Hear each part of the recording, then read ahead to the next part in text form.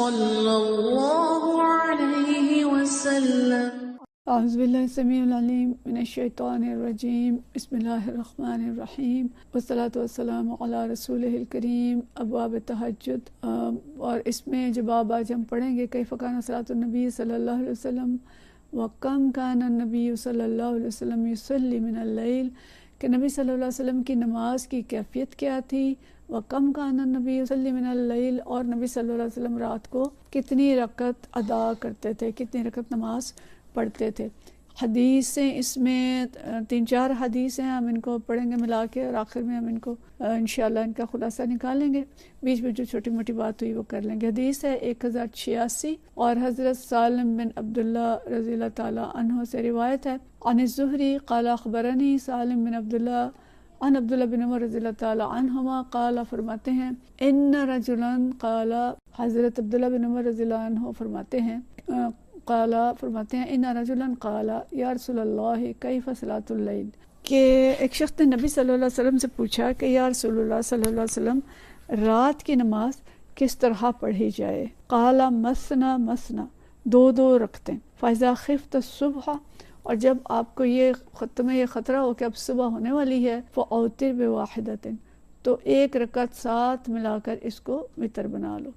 مطلب یہ ہے کہ آخری 2 رکعتوں کے ساتھ ایک تیسری رکعت ملا لو،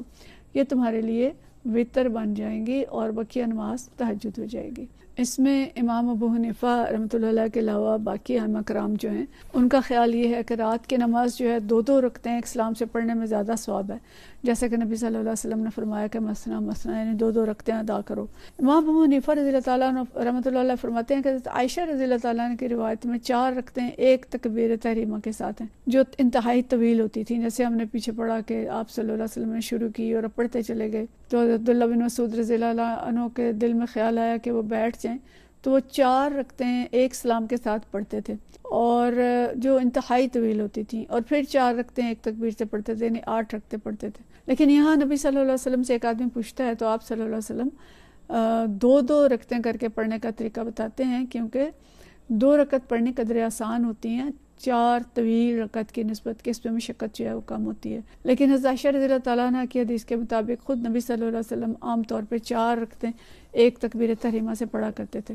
تو بہرحال اس حدیث کے مطابق نبی صلی اللہ علیہ وسلم یہ فرما رہے ہیں کہ 2 رکعتیں پڑھیں اور 8 رکعتیں ہو جائیں تو یا جتنی بھی پڑھنی ہو، اور آخری 2 رکعتوں کے ساتھ ایک اور رکعت ملا لیں تو وہ وتر ہو جائیں گی۔ اگلی حدیث ہے 1087، اور یہ حضرت ابن عباس رضی اللہ تعالیٰ عنہ سے ہے، عن ابن عباس رضی اللہ تعالیٰ عنہ قال، فرماتے ہیں، کانت صلاۃ النبی صلی اللہ علیہ وسلم 13 رکعت یعنی باللیل، کہ نبی صلی اللہ علیہ وسلم 13 رکعتیں پڑھتے تھے، یعنی رات کے وقت 13 رکعت نماز پڑھتے تھے، یعنی 3 رکعتیں تو وتر کی ہوتی تھیں،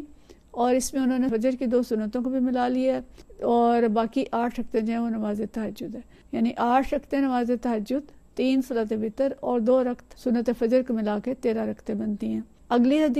2 حدیث ہیں جن کے اندر یہ آتا ہے، یہ حدیث جو ہے حضرت مسروق رضی اللہ تعالیٰ عنہ سے روایت ہے، عن مسروق قال، فرماتے ہیں، سألت عائشہ رضی اللہ تعالیٰ عنہا عن صلاۃ رسول صلی اللہ علیہ وسلم باللیل، وہ کہتے ہیں میں نے حضرت عائشہ رضی اللہ تعالیٰ عنہ سے نبی صلی اللہ علیہ وسلم کی رات کی نماز کے بارے میں پوچھا، تو انہوں نے کیا فرمایا، فقالت 7 و 9 و 11 رکعۃ سوا رکعت الفجر، تو کہتی ہیں کہ نبی صلی اللہ علیہ وسلم 7 رکعتیں، 9 رکعتیں اور 11 رکعتیں سنت فجر کے ما سوا پڑھا کرتے تھے، یعنی 7 رکعتیں کیا ہوئیں کہ 4 رکعت تہجد اور 3 وتر، اور 9 رکعتیں کیا ہوئیں 6 رکعت تہجد اور 3 وتر،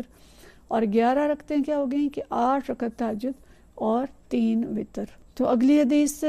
جو اسی کے اندر شامل ہے 1089، اور یہ حدیث بھی حضرت عائشہ رضی اللہ تعالیٰ عنہ سے ہے، عن قاسم بن محمد عن عائشہ رضی اللہ تعالیٰ عنہ قالت، فرماتی ہیں، کان النبی صلی اللہ علیہ وسلم یصلی من اللیل 13 رکعۃ، کہ آپ صلی اللہ علیہ وسلم رات میں 13 رکعتیں پڑھا کرتے تھے، منہا الوتر و رکعت الفجر، جس کے اندر وتر بھی شامل تھے اور فجر کی رکعت بھی 2 سنت بھی شامل تھی۔ تو یہاں ہمیں نبی کریم صلی اللہ علیہ وسلم کی نمازوں کی کیفیت جو پتہ چل رہی ہے، ایک تو طویل نماز لمبی قرات کے ساتھ، اور آپ صلی اللہ علیہ وسلم 4 رکعتیں بھی پڑھتے تھے اور 2 رکعتیں بھی پڑھتے تھے، اور حکم جو دیتے تھے صحابہ کرام کو وہ 2 رکعتیں ایک سلام کے ساتھ پڑھنے کی۔ اور جو تعداد کی بات آ رہی ہے تو زیادہ تر 13 رکعتیں جو ہیں وہ فجر کی نماز ملا کے بن رہی ہیں، یعنی عام طور پہ 11 رکعت پڑھتے تھے، جس میں 8 رکعت تہجد اور 3 وتر، اور اگر 2 رکعتیں فجر کی ملائیں تو پھر 13 رکعت ہو گئیں۔ اور معمول جو تھا وہ عمومی یہ تھا، یعنی 8 نفل اور تہجد اور 2 رکعت سنت کی، لیکن کمی بیشی ہوتی رہتی تھی، جو حضرت عائشہ رضی اللہ تعالیٰ عنہ بیان فرما رہی ہیں کہ کبھی آپ صلی اللہ علیہ وسلم 7 رکعتیں پڑھتے تھے اور کبھی 9 رکعتیں پڑھتے تھے اور کبھی 11 فجر کی نماز کو چھوڑ کے۔ اور تفصیل ہم نے پڑھ لی کہ 7 رکعتوں میں 4 اور 3، اور 9 رکعتوں میں 6 اور 3، اور 11 رکعتوں میں 8 اور 3 وتر۔ تو یعنی یہ سہولت ہمارے لیے چھوڑی گئی کہ جتنی آسانی ہو پڑھ لیں، جتنے بھی نفل پڑھ لیں، لیکن کوشش کریں کہ اللہ کے حضور حاضر ہو سکیں۔ بابرکت وقت ہوتا ہے، اس وقت جو دعائیں ہوتی ہیں وہ قبول ہوتی ہیں، اس وقت اٹھنا نفس پہ قابو پانے کے لیے زیادہ کارگر ہے۔ اور نبی صلی اللہ علیہ وسلم کو جو فرمایا گیا تھا کہ دن میں آپ کو طویل کام ہوتے ہیں، آپ نے زیادہ محنت کرنی ہوتی ہے، تو آپ رات کو اٹھیں اور اللہ کا ذکر کریں، طویل ذکر کریں۔ تو ہم بھی یہ سوچیں کہ دن کی مصروفیات میں وہ یکسوئی نہیں ہوتی جو تہجد کے وقت ہوتی ہے۔ رات میں اگر انسان جو بھی سورت پڑھتا ہے اس کو آہستہ آہستہ ٹھہر ٹھہر کے، جو کہا گیا ہے رتل القرآن ترتیلا، ترتیل کے ساتھ قرآن پاک پڑھا جائے، سوچ کے پڑھا جائے، اور اس وقت دل اور زبان ہم آہنگ ہوتے ہیں اور قلب کے اوپر بڑا اچھا اثر ہوتا ہے۔ تو اس لیے ایک تو ہمیں قرآن زیادہ آتا ہو، زیادہ قرآن پاک آتا ہو اور فلوئنٹ آتا ہو، روانی سے آتا ہو، اس کو ہم تہجد میں پڑھیں، اور ترجمہ بھی آتا ہو، تو پھر جو تہجد کا مزہ ہے وہ کچھ اور ہی ہوگا۔ جو اس وقت اللہ سے باتیں کریں، اللہ کے آگے عرض معروض کریں۔ اور یہ نبی صلی اللہ علیہ وسلم کی حدیث سے ہمیں یہ پتہ چلتا ہے کہ آپ اتنا ٹھہر ٹھہر کے پڑھتے تھے کہ اگر کوئی عذاب کی آیت آتی تھی تو اس پہ اللہ کی پناہ مانگتے تھے، کوئی اور آیت آتی تھی جس طرح کی آیت ہوتی تھی اس طرح کا آپ صلی اللہ علیہ وسلم اپنا بھی جو رکھتے تھے، یعنی جنت کی آیت آئی ہے تو اس کو پڑھتے رہے ہیں بار بار، دوزخ کی آئی ہے تو پناہ مانگتے رہے ہیں۔ جبکہ ایک رات ہم نے پڑھا کہ ایک رات آپ صلی اللہ علیہ وسلم طویل قیام کرتے ہیں